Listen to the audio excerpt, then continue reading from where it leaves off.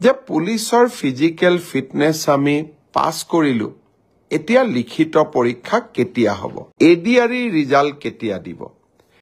নমস্কাৰ GR technical and job information YouTube চেনেলৰ অন্যটা নতুন ভিডিঅ'লৈ আপোনালোক সকলোকে পুনৰবাৰ স্বাগতম জনাইছোঁ তো ফ্ৰেণ্ডছ আজি আকৌ আপোনালোকৰ মাজলৈ এটা ইম্পৰ্টেণ্ট ভিডিঅ' লৈ আহিছোঁ তো ফ্ৰেণ্ডছ আপোনালোকে নিশ্চয় যিটো আপোনালোকক প্ৰথমতে ভিডিঅ' ক্লিপ দেখুৱাইছোঁ এই ভিডিঅ' ক্লিপটো চাই আপোনালোকে নিশ্চয় অনুমান কৰিব পাৰিছে যে ভিডিঅ'টো কিহৰ ওপৰত হ'বলৈ গৈ আছে হয় ফ্ৰেণ্ডছ আপোনালোকে যদি আসাম পুলিচৰ যিটো ফিজিকেল টেষ্ট হয় যদি আপোনালোকে ফিজিকেলটো কোৱালিফাই কৰি থৈছে তো আপোনালোকে এতিয়া হয়তো ৰিটেন এক্সামৰ কাৰণে অপেক্ষা কৰি আছে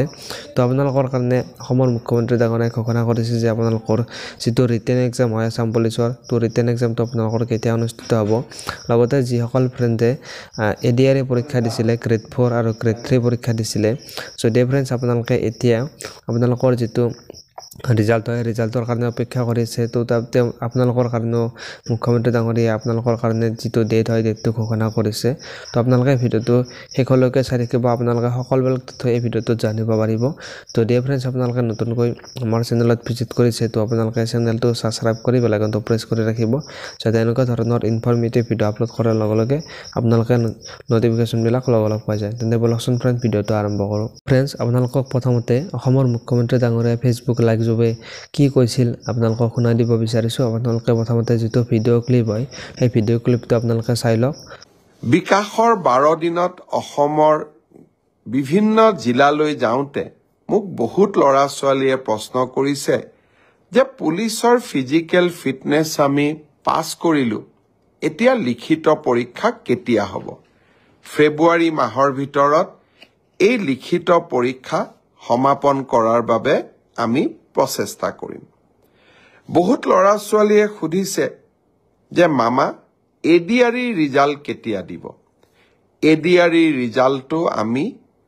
তৃতীয় আৰু চতুৰ্থ বৰ্গৰ আটাইকেইটা পৰীক্ষাৰ ৰিজাল্ট আমি ফেব্ৰুৱাৰী মাহৰ শেষৰ ফালে বা মাৰ্চ মাহৰ প্ৰথম সপ্তাহতে দিবৰ বাবে আমি চেষ্টা কৰিম ইতিমধ্যে এই গোটেই প্ৰচেষ্টাবোৰ আৰম্ভ হৈছে আৰু আমাৰ প্ৰচেষ্টা হ'ব যে নিৰ্ধাৰিত সময়ত এইবাৰ আমি প্ৰতিশ্ৰুতি দিয়া অনুসৰি 30,000 নিযুক্তি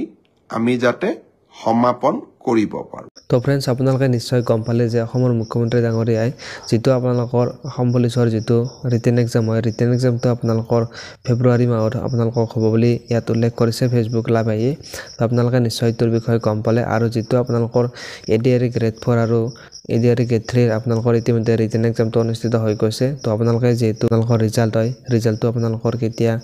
দিব আপোনালোকে নিশ্চয় এইটোৰ বিষয়ে গম পালে আপোনালোকে নিশ্চয় অসমৰ মুখ্যমন্ত্ৰী ডাঙৰীয়াৰ কি কৈছিল সেইটো আপোনালোকে নিশ্চয় বুজি পালে তো আপোনালোকে যদি ভিডিঅ'টো ভাল পালে তেনেহ'লে ভিডিঅ'টোত এটা লাইক কৰি দিব আৰু চেনেলটোত যদি নতুনকৈ আহিছে চেনেলটো ছাবস্ক্ৰাইব কৰি বেল আইকনটো প্ৰেছ কৰি ৰাখিব চাই থাকিব GR technical and job information YouTube channel ধন্যবাদ জয় আই অসম